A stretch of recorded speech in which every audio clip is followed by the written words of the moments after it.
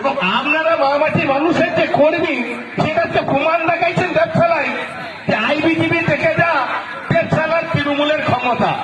তাহলে কি সেইটা আমরা দেখাতে পেরেছি কেন? আমাদের বাইক ছিল 200, আমরা পেয়েছি কোথায় 400।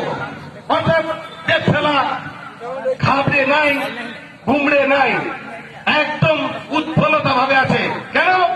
আমার মামাটি মানুষের মা মমতাময়ী মাথায় রয়েছেন, আর এক বৃহত্তর মানুষ বাংলা মায়ের দামান ছেলেছিলাকে আমরা সর্বদাই বলি অনুব্রত মন্ডল সাহেব।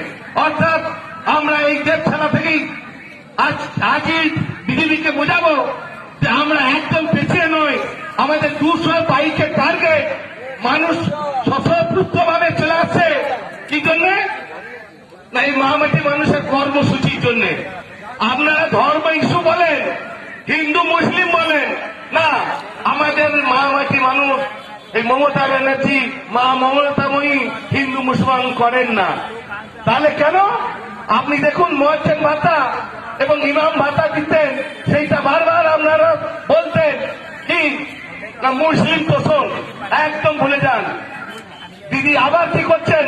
8,000 পুরোহিতকে 8,000 বাংলা আবাস যোজনা, প্রতিজনের বাড়ি হবে, প্রতি পুরোহিতের 1,000 করে ভাতা দিচ্ছেন। আর আপনারা কি করছেন? এই যে রামকৃষ্ণদা দারুণ ভাবে বললেন, কি বললেন? মমতা ব্যানার্জি কি ভাবছেন?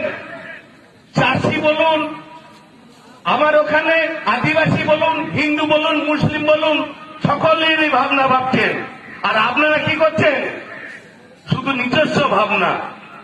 এই যে কয়েকটা কথা রামকৃষ্ণদা বলে গেলেন না, আপনারা দুপুরে থাকেন গাঞ্জাই মত আর রাতে খান মদ। আমাদের কর্মী এইভাবে রাজনীতি করে না। আমাদের কর্মীরা মানুষের দেখাতে চাই, পরিষেবা দিতে চাই। কার বাড়িটা সমস্যা হচ্ছে তাকে বাড়ি দেওয়া, কোন মানুষটা বয়স হচ্ছে তাকে বার্ধক্য ভাতা দিতে হবে, কোন মানুষটা খেতে পারছে না তার পরিষেবা দিতে হবে, এইটা ভাবি। আমাদের ভাবনাটা কি? আপনারা এখনো সুযোগ আছে, আগিয়ে আসুন।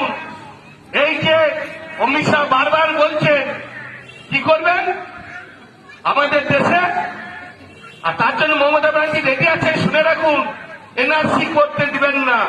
আর অমিত শাহ বলছেন এনআরসি করব, তাই বিজেপি ভাইরা ওই এনআরসি করতে গেলে তখন আপনাকে গ্রামে কি আপনাকে পাড়ায় ওই ছাতা ঠিকই মেয়েরাতে দেবে। অর্থাৎ ছাতা খাওয়া বাদে আপনি আগিয়ে আসুন, তৃণমূলটা করুন, সব মানুষ পরিষেবা দিন, আপনি পরিষেবা নিন, আপনার পাড়াকে দিন, আপনার পাশের বাড়িকে সাহায্য করুন। তাহলে আমাদের লক্ষ্যটা কি?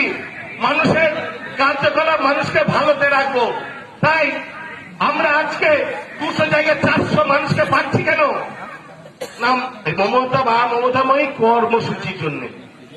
এখানে কি করছেন? কিষাণ মান্ডি হচ্ছে, চাষিরা ব্যবসাদারা ঠিক মতো দাম দিত না, তাই মমতা ব্যানার্জি আসার পরে হতে আমাদের কৃষকরা দাম পাচ্ছে।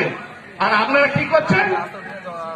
80% আমরা চাষি, কেউ চাষ করি, কেউ চাষের কাজ করি, তাদের মুখের অন্ন কেড়ে নিতে চাইছেন।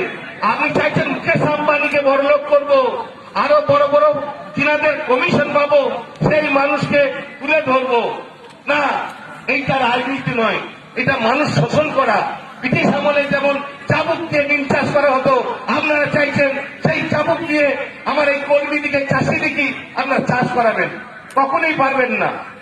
তাই আমাদের সর্বপ্রথম আমি আমার এই মহামাটি মানুষের সৈনিক দিকে আবার আমার ব্লকের পক্ষ থেকে, দেবশালা অঞ্চলের পক্ষ থেকে অভিনন্দন এবং সালাম প্রণাম জানাবো। এই কারণেই আপনারা আগিয়ে আসুন। অনুব্রত মন্ডল আছেন, মা মমতাময়ী আছেন, যেটা যা প্রয়োজন হবে, সেটা যা দরকার হবে, সর্বভাবে আমি মা মমতাময়ীর কাছে, অনুব্রত মন্ডলের কাছে। আর আমরা এই যে দেবশালার দায়িত্ব নিয়েছি, আমি ওয়ার্কিং প্রেসিডেন্ট, আমি অবজারভার, আমার শেষ কথা পদটা নয়, আপনাদের পরিষেবা দেবো, তাই এসেছি এখানে। দাদা অনুব্রত মন্ডল আমাকে বসাইছেন আপনাদের পরিষেবা দেওয়ার জন্য। আমি এখানে বড় নেতা, বড় কিছু নয়, আমার নেতৃত্ব নেই যে আমি হুনু হুপ করে বেড়াবো। আমার লক্ষ্যটা হবে মানুষের পরিষেবা দেওয়া। অর্থাৎ আপনাদের পাশে থাকবো। আপনারা যেভাবে এগিয়ে এসেছেন, আগামী দিনে আরো যে ভাইরা আছে, যে বোনেরা আছে, যে আদিবাসী ভাইরা আছে, সঙ্গে আনুন। আমাদের মানুষটাই শ্রেষ্ঠ, না হিন্দু, না আদিবাসী, না মুসলিম, আমরা সবাই এক, মানুষই হচ্ছে শ্রেষ্ঠ। তাই আর বাড়াচ্ছি না, আমাদের সন্ধ্যা হয়ে গেছে। সকলকেই আমার ব্লকের পক্ষ থেকে, দেবশাল অঞ্চলের পক্ষ থেকে সালাম প্রণাম রইল। এই বলে আমার বক্তব্য এখানেই শেষ করি। জয় হিন্দ, বন্দে মাতরম, মমতা ব্যানার্জি জিন্দাবাদ, অনুব্রত মন্ডল জিন্দাবাদ।